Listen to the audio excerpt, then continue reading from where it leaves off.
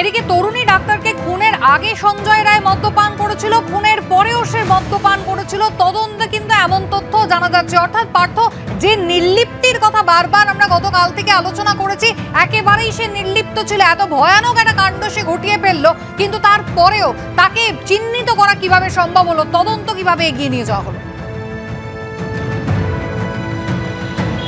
দেখো, অত্যন্ত গুরুত্বপূর্ণ বিষয় তুমি যে প্রশ্নটা করলে, এবং পুলিশ সূত্রে জানতে পারছি ডিটেকশনটা কিভাবে হলো। সেই ডিটেকশনটা যেভাবে হয় সেটা হচ্ছে গত শুক্রবার দিন গোটা বিষয়টা সামনে আসে, যেরকম ঘৃণ্য অপরাধের মতো ঘটনা ঘটেছে, অভিযোগটা সামনে আসে, খুন এবং ধর্ষণের মতো ঘটনা সামনে আসে, এবং একজন চিকিৎসককে খুন এবং ধর্ষণের ঘটনা ঘটে। সেই ঘটনার পরিপ্রেক্ষিতে যেমনটা আমরা পুলিশ সূত্রে জানতে পারছি, উপস্থিত পুলিশ কর্মীরা হাসপাতালে যখন গিয়ে পৌঁছায়, তুমি দেখেছো যে কলকাতার পুলিশ কমিশনার তিনি আরজিকর হাসপাতালে গিয়ে পৌঁছান, এবং সেখানে গিয়ে তদন্ত করার জন্য পুলিশ একটা রুম চেয়ে নেয় আরজিকর হাসপাতাল কর্তৃপক্ষের কাছ থেকে। এবং সেই রুম যখন তারা পায়, কার্যত রুমটার মধ্যে একটা থানা এবং ইন্টারোগেশন রুম সেটাকে বানিয়ে ফেলেন তদন্তকারী অফিসারেরা। এবং সেখানে ঠিক হয় যে হাসপাতালে কতগুলো সিসি ক্যামেরা রয়েছে, সেই সিসি ক্যামেরার মধ্যে 15টা সিসি ক্যামেরার ফুটেজ পুলিশ কালেক্ট করে 15 জন পুলিশ কর্মী আলাদা আলাদাভাবে 15টা ল্যাপটপে সেই সিসি ক্যামেরা ফুটেজ গত বৃহস্পতিবার দিন রাত্রি 11টা থেকে সেটা দেখতে শুরু করে। এমতো অবস্থায় যখন একদিকে সিসি ক্যামেরা ফুটেজ দেখা হচ্ছে, পাশাপাশি কিন্তু পোস্টমর্টেম ওপিনিয়ন চলে আসে যে খাওয়া দাওয়ার প্রায় 4 ঘন্টার মধ্যে খুনের ঘটনা ঘটেছে। খাওয়া দাওয়া করে কখন জানতে পারি, রাত্রি 12টা থেকে 12:30 নাগাদ অনলাইনে খাবার অর্ডার করে, তারপর খাওয়া দাওয়া করে, এবং তার পরবর্তীকালে খুনের ঘটনাটি ঘটে। অর্থাৎ 12টার সময় খেলে 4টে নাগাদ হয় ঘটনাটি। তার সেক্ষেত্রে পুলিশ কিন্তু আরও 1 ঘন্টা আগে এগিয়ে যায়, ভোর 3টে থেকে বৃহস্পতিবার। আর সেক্ষেত্রে কিন্তু পুলিশ ফুটেজ যখন দেখতে শুরু করে তখন বেশ কয়েকজন চিহ্নিত হয়, এবং সেই চিহ্নিত করেন কারা, হাসপাতালে যারা কর্মরত রয়েছেন, হাসপাতালে যারা থাকেন, হাসপাতাল সম্পর্কে জানেন, তাদেরকে নিয়ে একেবারে পুলিশ কিন্তু বসে। এবং বসার পরে যখন এক একজনকে চিহ্নিত হচ্ছে, তাদের সঙ্গে কথাবার্তা বলছে, কিন্তু সঞ্জয়কে কেউ চিনতে পারছেন না। তখন একজন হোমগার্ড, যিনি হাসপাতালে কর্মরত দীর্ঘদিন ধরে, সেই হোমগার্ড হঠাৎ পুলিশ কর্মীদেরকে চিহ্নিত করে দেয় যে এটা কে, এটা হচ্ছে সঞ্জয় দা বলে। কে সঞ্জয় দা?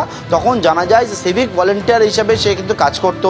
হাসপাতালের মধ্যে একটা মোটর বাইক নিয়ে আসতো, কলকাতা পুলিশ লেখা, এবং সেই মোটর বাইক নিয়ে সে কিন্তু নানা সময় আসতো, ঘুরতো ফিরতো। তখন তার কাছ থেকেই মোবাইল নম্বর জোগাড় হয়, এবং সেই মোবাইল নম্বর জোগাড় হওয়ার পরে সঞ্জয় সম্পর্কে জানতে পারে। তাকে কিন্তু এই পুলিশ ব্যারাকে পাশ থেকেই তাকে কিন্তু আটক করা হয়। আটক করে হাসপাতালে যখন নিয়ে আসেন, পুলিশের একদম দুধে গোয়েন্দা থেকে শুরু করে শীর্ষ কর্তারা উপস্থিত, তখনও দেখা যায় সঞ্জয় একবার নেশাগ্রস্ত অবস্থায় রয়েছে। পুলিশের সামনে একেবারে ভাবলেশহীনভাবে পুলিশ যখন জিজ্ঞেস করে তুমি কি নেশা করে রয়েছে, বলে হ্যাঁ নেশা করে রয়েছি। এবং তারপরে গোটা বিষয়টা সে অন্যদিকে যখন চালিত করার চেষ্টা করে, পুলিশ তখন একের পর এক তথ্য সঞ্জয়ের সামনে যখন তুলে ধরে, যে হেডফোন এবং সিসি ক্যামেরা ফুটেজে দেখা যাচ্ছিল প্রায় 3:30 নাগাদ সঞ্জয় হচ্ছে গলার মধ্যে নেক ব্যান্ড অ্যান্ড ব্লুটুথযুক্ত নেক ব্যান্ড সেটা নিয়ে ঢুকছে, এবং পরবর্তীতে যখন বেরিয়ে আসে তখন সেটা নেই। দেহের পাশ থেকে কিন্তু সকালবেলাতেই এই নেক ব্যান্ড যুক্ত হেডফোন সেটা উদ্ধার হয়। জানতে পারে যে সঞ্জয়েরই হেডফোন এটা হতে পারে, এবং তার পরবর্তীকালে যখন কানেক্ট করা হয় দেখা যায় সঞ্জয়ের ফোনের ব্লুটুথের সঙ্গে একবারে কানেক্ট হয়ে যাচ্ছে। এবং তার পরবর্তীকালে কিন্তু সঞ্জয়কে যখন এরকমভাবে নানা রকম প্রশ্ন করতে শুরু করে, সঞ্জয় যখন কথাবার্তা অসঙ্গতি, তখন কিন্তু তাকে যখন প্রথমে আটক করা হয়, জিজ্ঞাসাবাদের মুখে সঞ্জয় তার অপরাধের কথা স্বীকার করে বলে জানা যাচ্ছে।